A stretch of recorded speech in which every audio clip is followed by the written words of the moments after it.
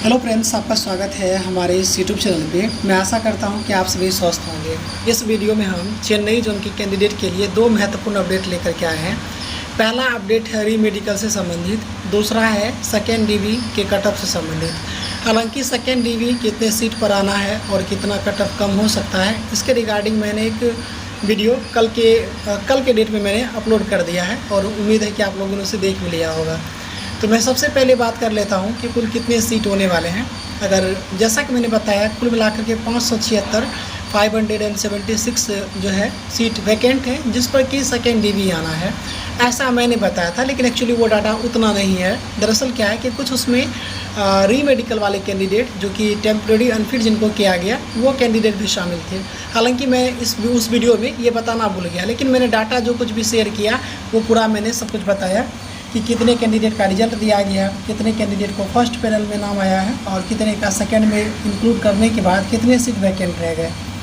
तो total 576 seat जो है वैकेंट रह गए थे। आप उसमें जो है एक डाटा कहता है कि 150 के अराउंड री मेडिकल वाले हैं जो कि टेम्प्रेरी अनफिट हैं। उन सभी कैंडिडेट को अगर मान लेते हैं कि 150 भी है, तो मैंने आपको पहले की वीडियोस में भी बताया था कि अराउंड जो है चेन्नई जोन में जो सेकेंड डीवी जब आना है तो वो लगभग 400 कैंडिडेट का आना है।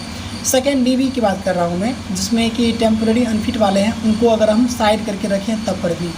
लेकिन यहाँ पे जो होगा, सेकेंड डीवी जितना जल्दी आएगा उतना डाटा मतलब कि कम कैंडिडेट का जो है मौका मिलेगा सेकेंड डीवी में, और लेट करता है तो अधिक कैंडिडेट को मौका मिलेगा। डिपेंड करता है आरआरसी पे। आरआरसी क्या चाहती है, अगर वो अपने कार्यों को सहूलियत से करना चाहे तो वो कुछ लेट करके जो पहली बार ज्वाइन करवा देंगे, उसके बाद जो सीट वैकेंट रह जाएंगे उन सभी पे डीवी करवाया जाना है।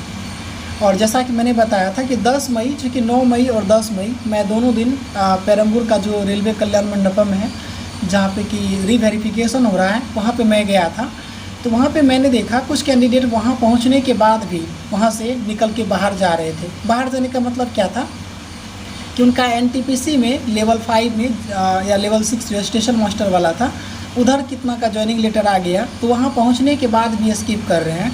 तो इस प्रक्रिया से थोड़ा सा अगर आप भी अपना लॉजिक लगाना चाहें तो समझ जाएंगे कि एक्चुअली क्या है कि जैसे जैसे अभी लेट करेगा तो इसी बीच क्या हो रहा है कि एनटीपीसी के जो अलग अलग पोस्ट हैं उससे रिलेटेड जितना जल्दी वैकेंसी प्रक्रिया को कंप्लीट कर लेगा, ग्रुप डी के सीट उतने जल्दी वैकेंट रह जाएंगे। अगर कोई कैंडिडेट ज्वाइन नहीं करता है तो उन सभी पे जो रिमेनिंग कैंडिडेट होंगे जिनको कि डीवी के लिए बुलाया जाना है नेक्स्ट के लिए, उन सभी को मौका मिल जाएगा।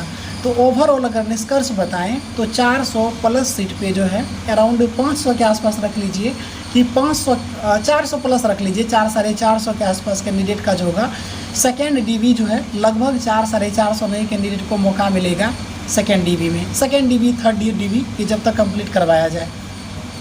एंड दूसरा अपडेट है री मेडिकल के लिए। तो री मेडिकल में जो पता चल पाया है कि 150 के अराउंड जो कैंडिडेट है उनको अनफिट किया गया था टेम्प्रेरी, और उन सभी को एगमोर में बुलाया गया है।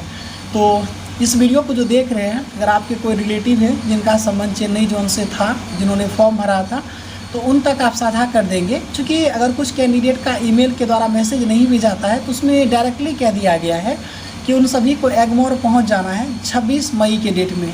तो इस वीडियो को हो सके तो शेयर कर दीजिएगा, या फिर अगर आपके रिलेटिव हैं कोई या जान पहचान है तो कॉल करके भी बता दीजिएगा कि उनको बुलाया गया है 26 मई को री मेडिकल में जाने के लिए।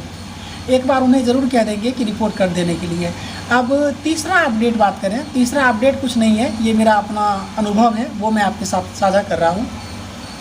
आप में से बहुत सारी कैंडिडेट का ईमेल बंद हो गया था, यानी कि जिस समय आपने फॉर्म भरा था वो ईमेल कुछ और था, लेकिन वह ईमेल वर्तमान में यूज में नहीं है, जिसके कारण आपको किसी भी प्रकार का पत्राचार से संबंधित जानकारी नहीं मिल पा रहा है कि आरआरसी ने अगर आपके लिए कोई अपडेट दिया है तो आप तक मिल पाया है अथवा नहीं है।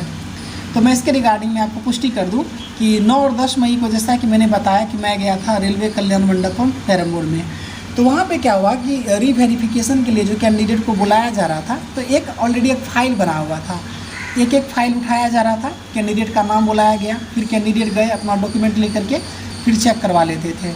तो वहाँ पे मैंने जो देखा कुछ कैंडिडेट का जिसका कि नाम बुलाया जा रहा है लेकिन वो कैंडिडेट नहीं गए। तो मुझे जहाँ तक एक शंका है, और कहीं ना कहीं मेरा शंका ये सही भी है, कि मुझे लगता है कुछ कैंडिडेट जो नहीं जा रहे हैं उनका एक कारण ये था कि जिनका ईमेल बंद है उन कैंडिडेट को आरआरसी की तरफ से तो मेल कर दिया गया, लेकिन वो कैंडिडेट वहाँ नहीं पहुँच रहे हैं, तो उन कैंडिडेट का फाइल वैसे जमा है।